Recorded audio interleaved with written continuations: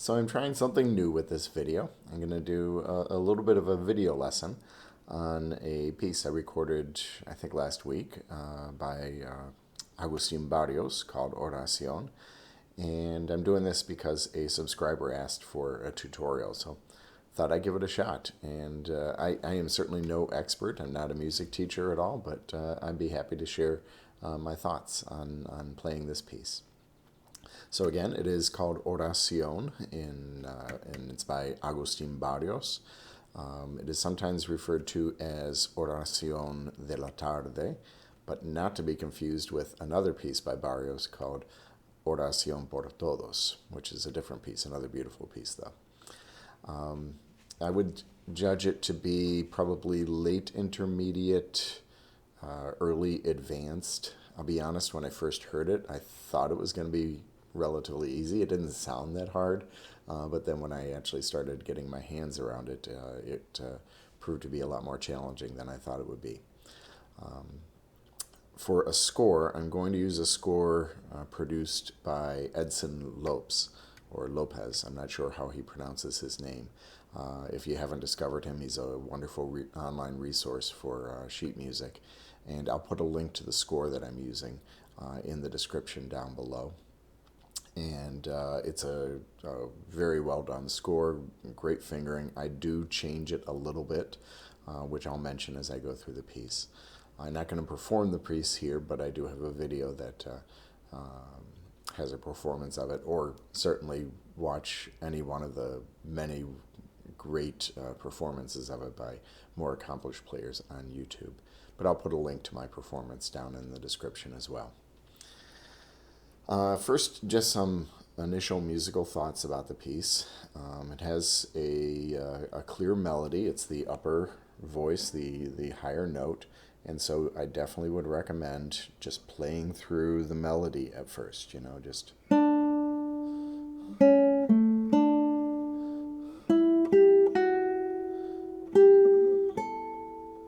and so on. Going through the entire piece like that.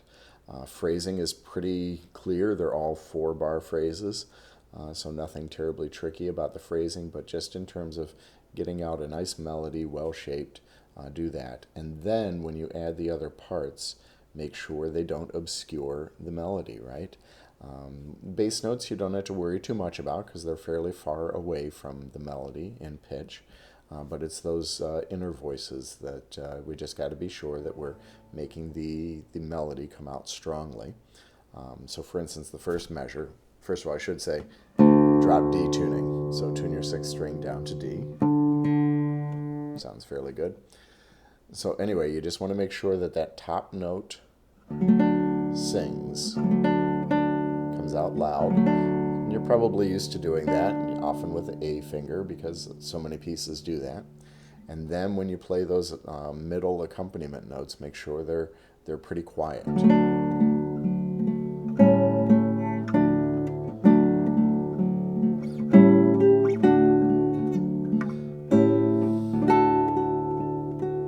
See, nice and quiet there. And so forth. So just be aware of that throughout the entire piece.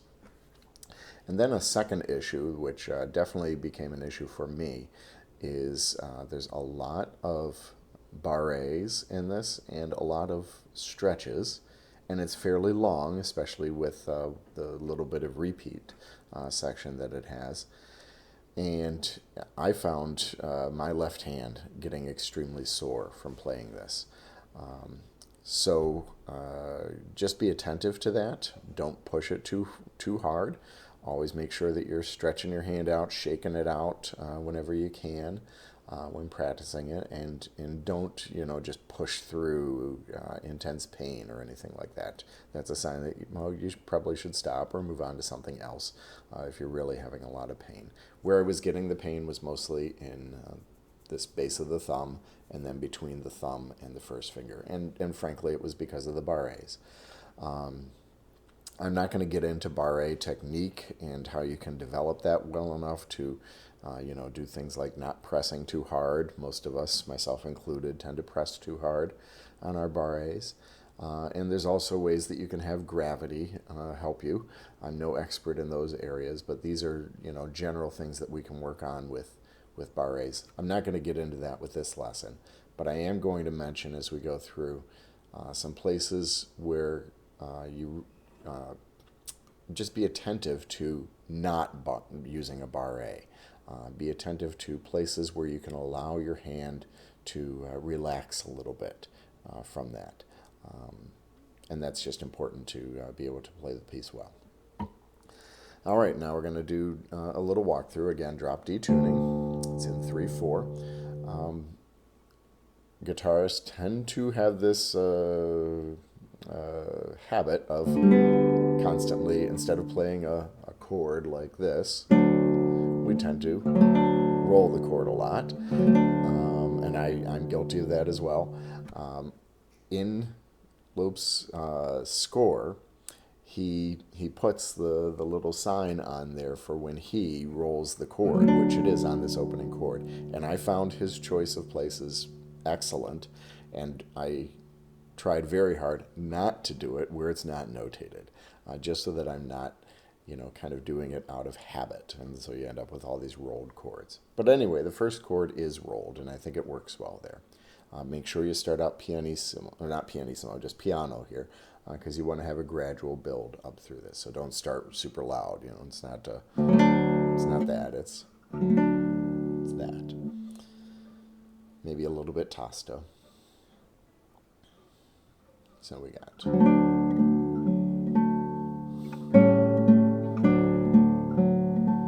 And he has the fingering coming up to the 5th position here with a little barre, which I think is good.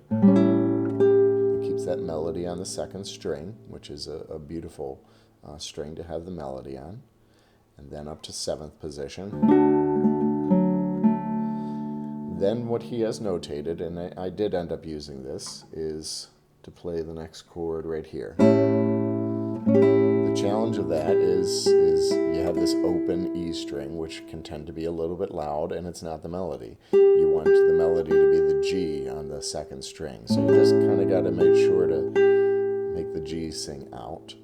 Another option, which is a good option, is to continue just with climbing up on the 2nd string. So from the beginning of measure 3, and then go, and then up here. And you can even keep it there on the 2nd string. And that's a good option. It's not a bad option. I chose not to do it. A little tricky, squeezing my fingers in there. Intonation gets a little hard up high. But that is a good option. So anyway, going back to measure 3, I went with this. Then I went tosto on this next phrase. And here you get the accompaniment is quite close to the melody. For instance, in the 3rd beat of measure 5, the melody is the A, and then you got this G note as the accompaniment, which is very close, just a step away. So in these measures 5 and 6, just be very careful about making the accompaniment quiet. So it's sorry.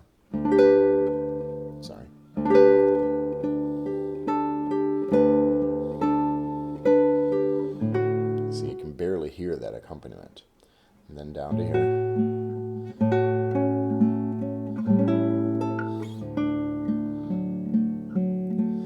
One thing about this fingering, and it is what I use, when you play here in the 5th position and then hop down to here, you're going to get a gap between the A and the D.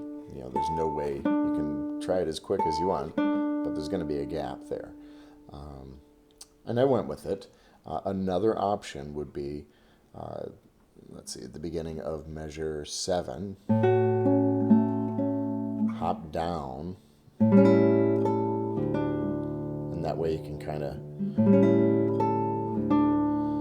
it puts a gap in a different spot. You also have the changing to the open first string there, which can be a little bit tricky, and it's not a bad option.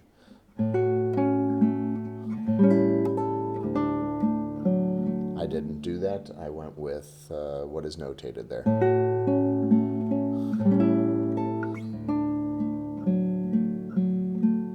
Right. Then the next phrase opens up much like the first one. But then we get this climbing bass note on the sixth string to the E, and then to the F sharp. That chord, it calls for all of it to come down at once, and that's not impossible. It is hard. I'm starting at measure 9. Sorry, measure 9. Here we go. You got to go like that. Another option, and frankly it is what I ended up doing, is instead of, at the beginning of measure 10, instead of playing all of the notes, I left the pinky off and I didn't play the fourth string, and then I got my pinky on when I needed it, which was at the beginning of the second beat. So from measure 9, sorry, I messed up. Again, measure 9. Then put the pinky down. So I didn't even hit the fourth string with my right hand, and I don't think too many people would be able to hear the difference. And you got an F sharp already in the chord down in the bass, so the F sharp is just a double. So it's not that big a deal if it's not right there on beat 1. So that's what I ended up doing. So from measure 9, and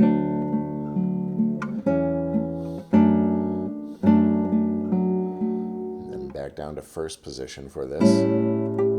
And then you get this series of chords. It's got a little crescendo underneath. Don't hit them too hard. There's a tendency maybe to do something like that. I wouldn't do that. I would do a little gentler. That's a little bit of a hop. And you want to be attentive to being on the fingertips for this D7 inversion chord, because that'll help you with that this G chord that comes up after it. So.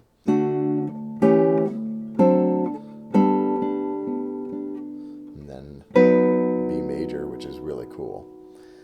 And then we go down to second position, no barré, and definitely you could play this with barré, and I've seen some fingering with barré there.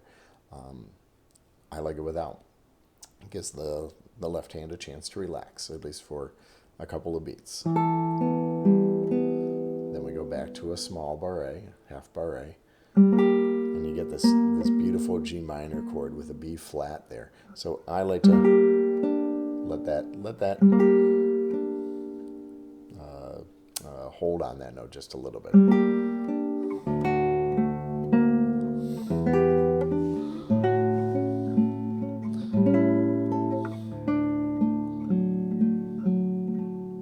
And that's the end of the first two phrases. Then we go into what this score has as the C section. We go to a G chord here.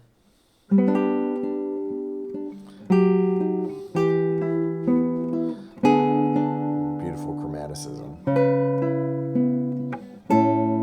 I played that a little too hard.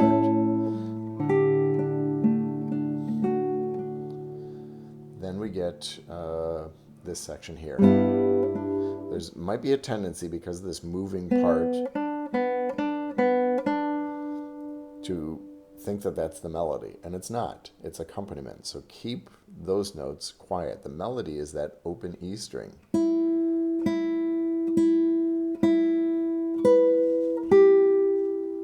Just like that. So keep the other parts fairly quiet.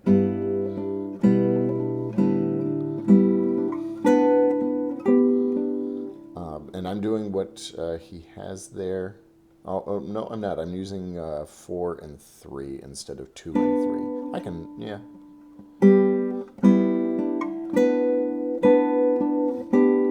I guess I would use 4 though. You could also just keep a little half bar here, and so.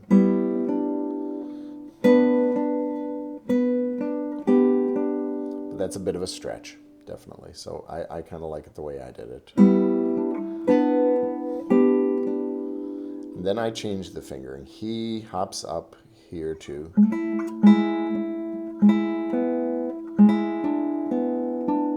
In which case you're reversing the direction of your right hand a little bit. I would prefer to keep it down here and play the G sharp with my 4th, play the D closed on the 3rd string with the 2nd finger, and then play the D with your 1st finger. So just, I like that a little bit better. So starting at measure 21.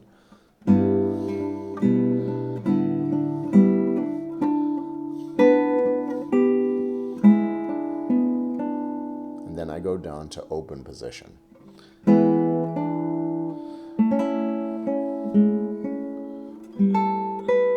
then comes a hard section. I do my fingering a little bit different than what is notated there. I don't know if you watch, I come. And then a bit of a jump, but not that bad. There's plenty of time to do it with an open string. What he has notated now for measure 25 and 26, I don't do. I found it quite difficult. What he has is, then put this little half bar down, then squeeze in, which I find very hard, and then back to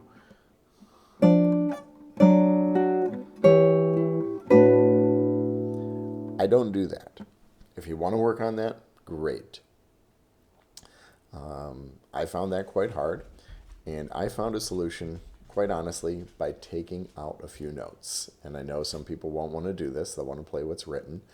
But this is going pretty quickly, and the notes I'm going to take out are not harmonically vital, and they are not melody. They're accompaniment. And I don't think they're absolutely necessary. The notes I take out are in measure 25 on the 3rd beat. I take out the middle note, the E, okay? And that enables me to play the low note, the G, open, okay? And then I also, in the very beginning of measure 26, I take out the middle D on the 3rd string. Okay, it just makes things a lot easier. I don't have to use a barré if I take that out, and I don't think it's necessary because you have a high D already in there, and it's again just accompaniment. It's going by pretty quickly. I don't think anyone who doesn't really know the piece incredibly well, yeah, that person might catch that you took those notes out, but nobody else will, in my opinion. And it makes it quite a bit easier. So here's what I do. Going from the pickup in measure 24, so we get this, sorry. I do that 1, 2, 4. So not what is written there, which is 1, 1, 3. I don't do that. I do 1, 2, 4. Then I don't use a bar chord. I use my 2nd finger as a guide finger. It's already down to lead that up to D, and I play the F sharp down here with my 1st finger. So I find that not too hard. How do I get the other notes in that follow? This is a little tricky.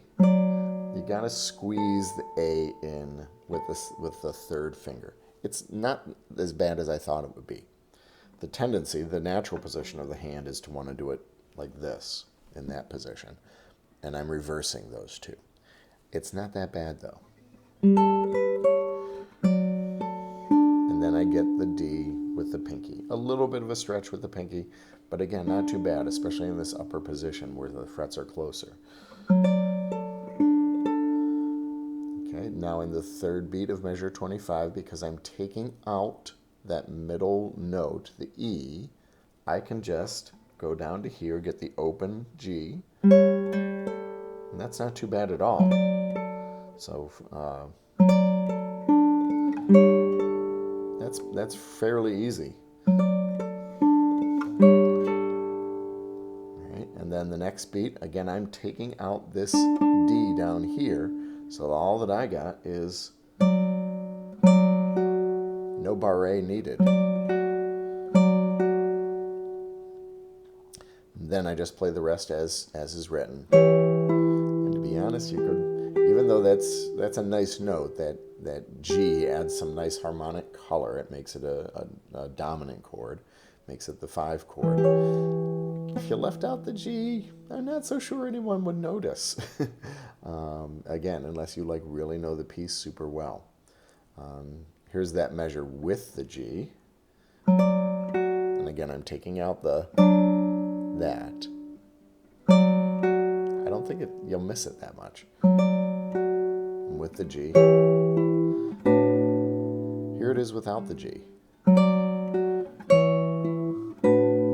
I think that's fine, especially with it going by so quickly. You still got that nice melody. So I wouldn't have any problem taking out that G, and it makes it easier. With the G, yeah, it adds a little bit of color to that one beat. And that's nice. So I left it in. If you wanted to take it out, I wouldn't have a problem. And I find that, again, not that hard. Certainly a lot easier than, especially after you've just been barring in the previous measure. So that's really hard. So it's doable with practice. I could probably get it a little bit better, but I like my solution. Sorry, forgot it. I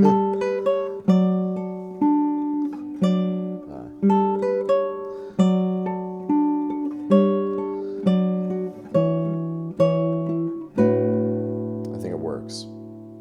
And then I play the rest of the phrase as is written. Great chord. It's beautiful. And I like the little little portamento there. That's beautiful and very, very romantic. I play this different. I leave my 4th finger on because it's already there. I don't know why I would switch to 2nd finger, because that would disrupt the legato. So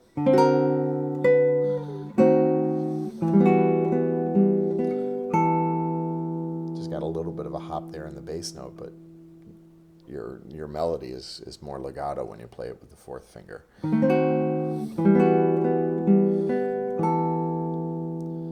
Then we get this beautiful figure. Make sure you play that note on the 3rd string with the pinky. It seems a little strange at first, but that's in preparation for what's coming.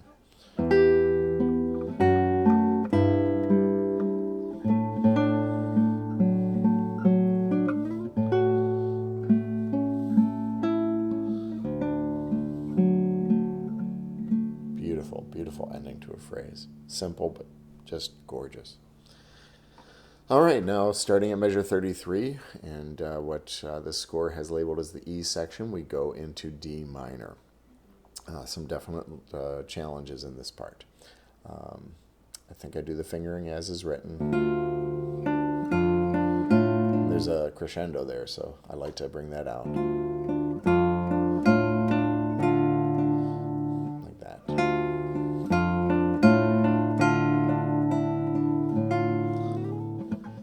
I like the glissando there. Sorry.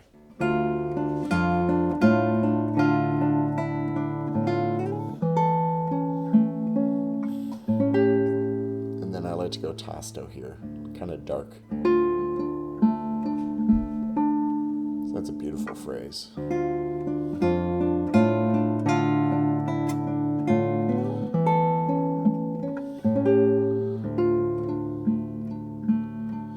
All right, this next couple of measures is hard, no doubt. Together with the earlier measures 25 and 26, probably the hardest measures. And I play these as is written.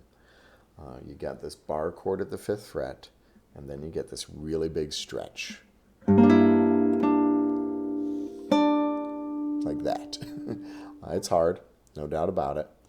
You kind of got to get used to it. You don't got to put the pinky down at first. Don't put the pinky down until you need it. So, and then when take it off, I know it's a half note. I take it off. I don't know that it has to be sustained, but if you want to sustain it, go for it. I'm not so sure that you can really continue to hear it. At least on my guitar, I don't have enough sustain. So I take it off just to give that, a little relax.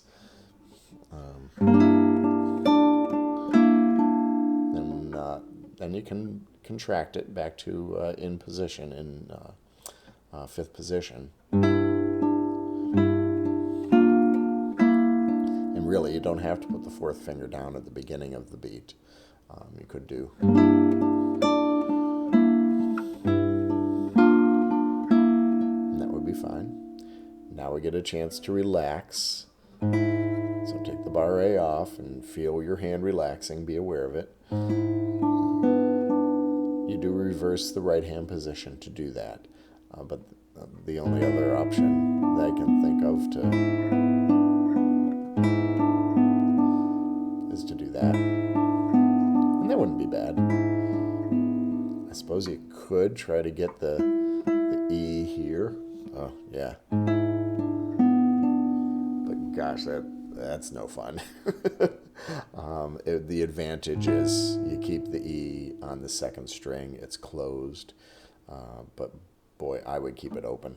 It's just so much easier on the hand. And just be attentive. Be careful not to make it super bright. So that's what I play, is what's written.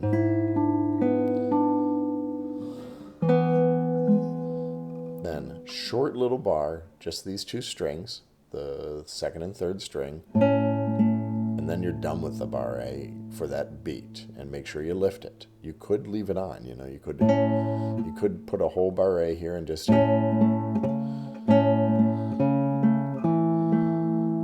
this is a place where I like what he does. He puts the bar A only where it's needed, and to be honest, you could do it without it. You could do it like this.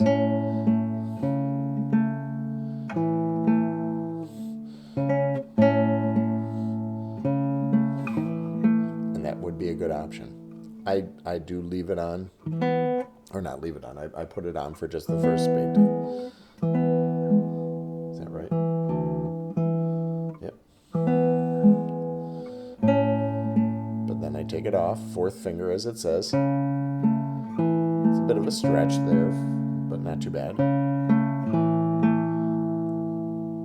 Next phrase, the F section as it's labeled. The melody note is that high D, or high A, so the other part's quiet. Then, dramatically, the B flat. This is a hard stretch. You gotta first put those on, and that's a bit of a stretch, and then you gotta get these 2 notes in with the 1st and the 3rd finger. This is a hard stretch.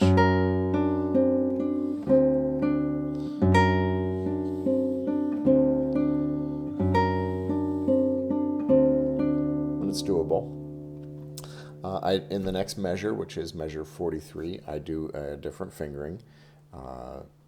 The score has it as 2 and 3, which isn't bad. It's a good option. I do it 3 and 4. I find the stretch a little bit easier, and then you can keep your melody with the 4th finger on the 1st string, both before and after this note, which I think is really good for legato. So from measure 42, you got the the big stretch. And don't put those notes down until you need them, which is on the second half of beat 1. So again, it's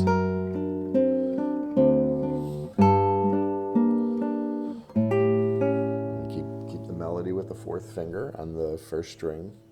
Then we get a bar chord at the 1st fret, a B7 chord. You get to lift it for a beat there to get the open E. But you want the B flat to ring, so you got to keep that down. And then just a big B flat chord, B flat 7. Now I take my 3rd finger off because you don't need it in the next measure. Notice there's no F on that same spot on the 4th string. So take it off, and that allows you to get your pinky here on E. That is a stretch, no doubt. And I do 2nd finger for the D. And he does, let's see, he does 1, 2, 3. I never really liked playing an A chord like that, so I do, I keep the 2nd finger down for it. So.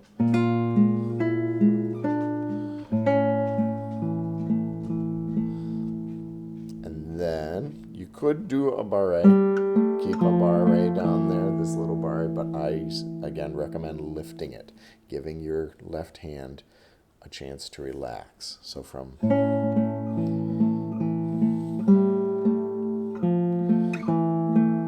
slide the 2nd finger down.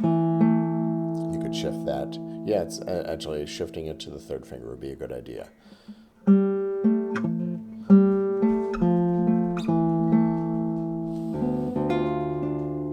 That's a very good idea, in fact.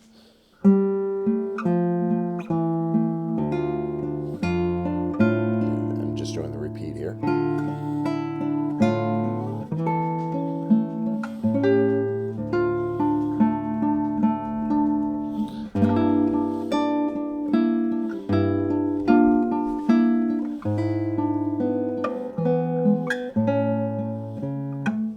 Sorry.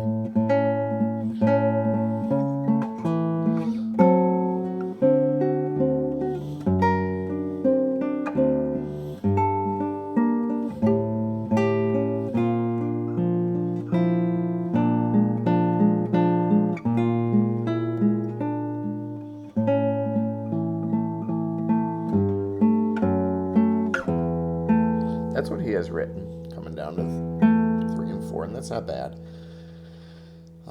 It allows you not to barre. I kind of like doing a barre there to do,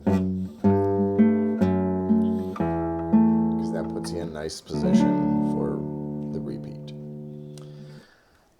But do as you wish there. If you want to do his fingering, there's nothing wrong with it.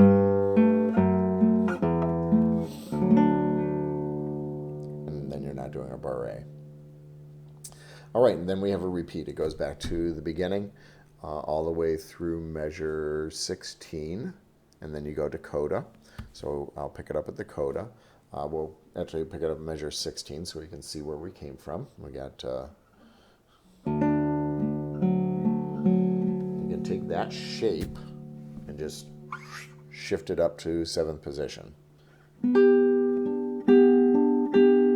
Take the bar off because you don't need it. So just then down to 5th position.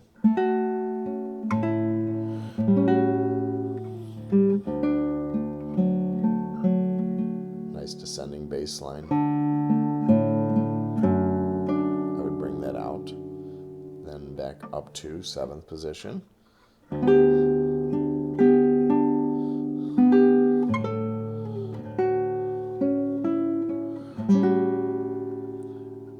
Here's what he has written for this next measure.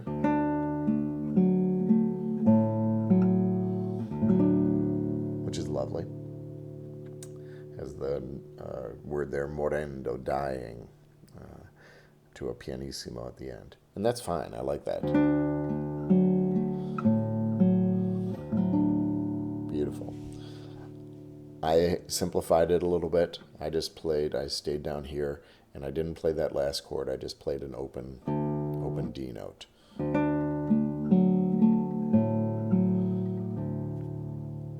And you could silence the other strings to really let the one D note in the bass be the only thing you hear. So it'd be...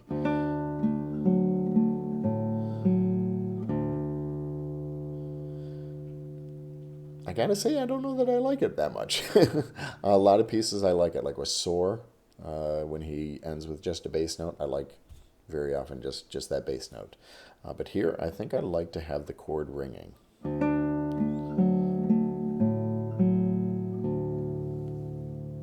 Just like that. All right, there it is, my first video lesson. Let me know what you think. Let me know if you disagree. Let me know your thoughts on it. I appreciate you listening. I know it's been long. I probably needed to cut that a little bit shorter. So long. Bye-bye.